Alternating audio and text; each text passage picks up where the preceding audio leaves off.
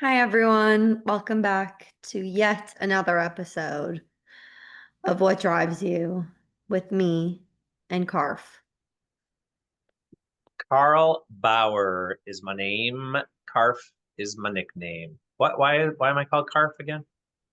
I don't know. Mom started it Oh, because because of Beth. her Beth. best. Because I called her Beth.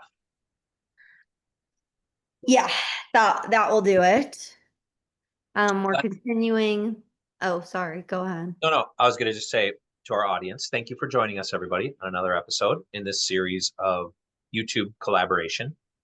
But why I'm called Carf is because started calling my wife Beth because some of the kids we worked with at a children's home when we were first married couldn't say the TH, so they said Beth. Beff. So that's how this all goes. Anyway, I digress, Jane. Okay. Fire away.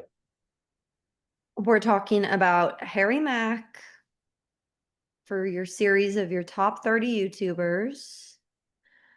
And I don't know what number this is in the series. Eight? Nine? Well, this is number 69 overall, but I think we are at like 10 in the series, I think. I'd have to double check. But Mr. Harry Mack. Jane, before we get started on some fun facts about Harry Mack, if you were, and I hope this would never happen to you, you're on death row, you got 24 hours to live, besides your food that you get to choose, what concert would you want to see? They have to be living. Who would you go see as a concert? I would go Don't see say Hannah Montana either. Gotta be a real person. Hannah Montana is a real person.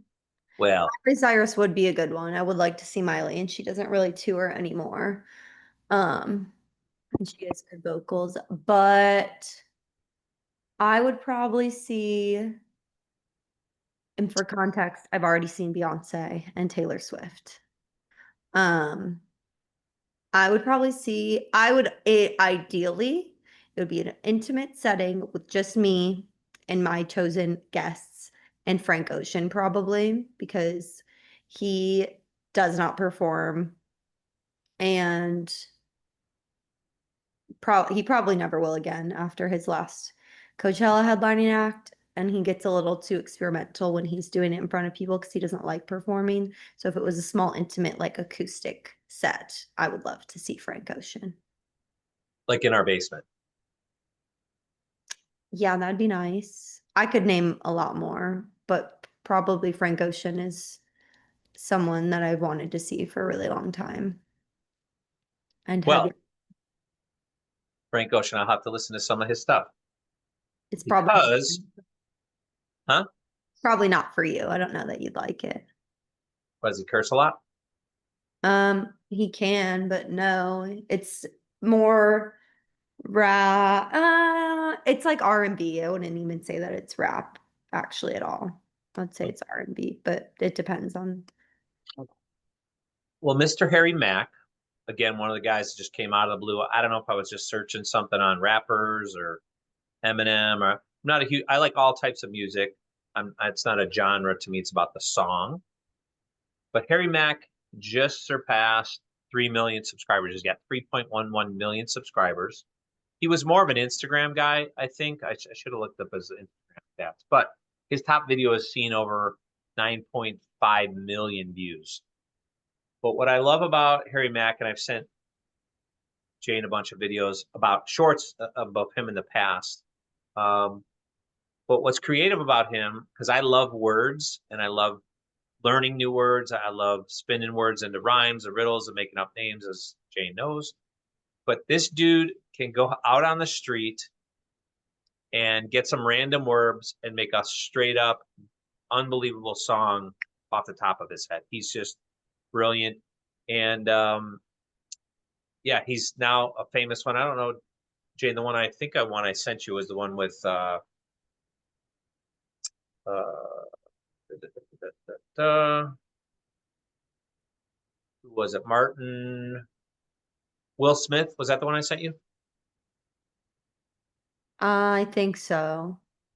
He just, I mean, when Will Smith's obviously a professional rapper, been doing it for years, and it was kind of like they were doing their tour for their latest movie, um, Bad Boys, and he showed up and just did a rap for him, and they were just blown and blown away. So, yeah, he's an amazing guy. But what would you like to know about Harry Mack? Um, it was Martin Lawrence. Martin Lawrence. There you go. Um, if like did he stand out to you before he brought on celebrities, or is that what caught your attention No, initially? no, good question. I followed him way before that. The first ones I saw from him, I don't know how he did it, where he would like find someone online, like almost our layout here, right here, just a person, and he'd be like, "Hey Jane, how are you? I'm Harry. Hey, how you doing? Hey, got some?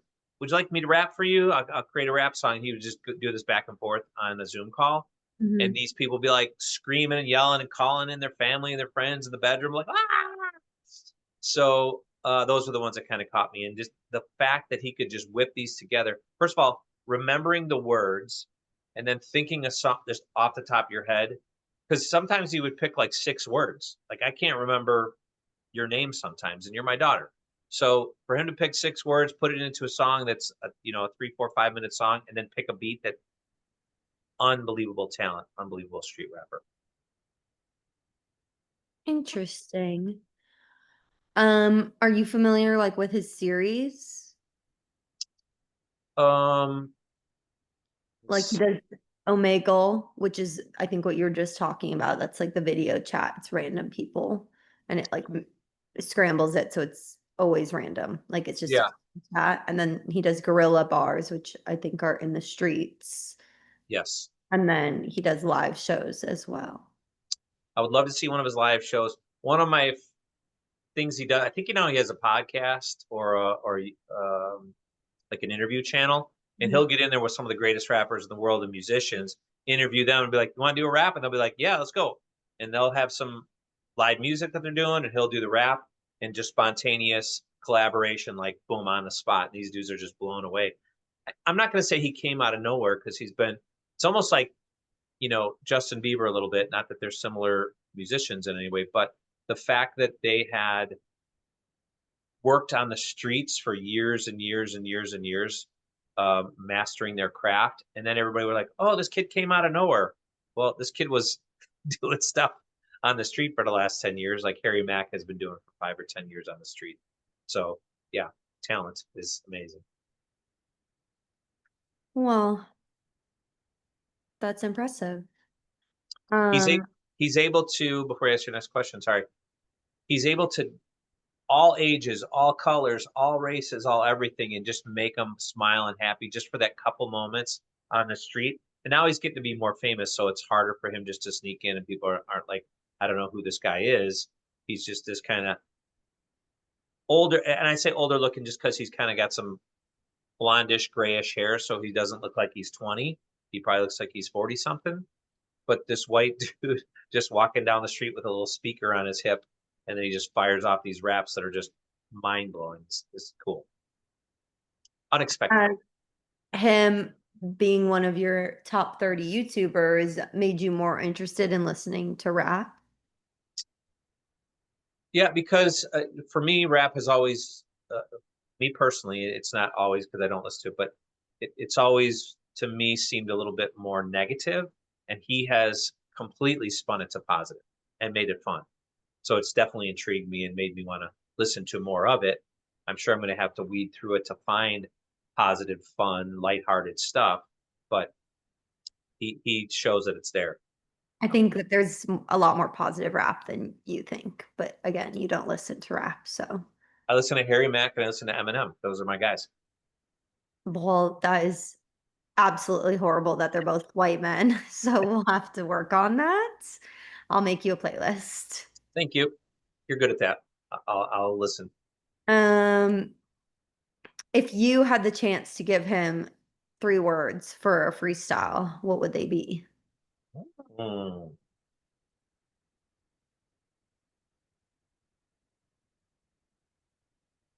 I would say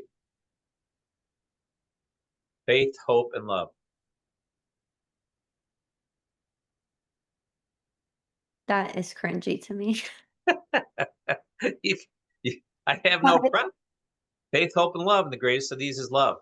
There you go.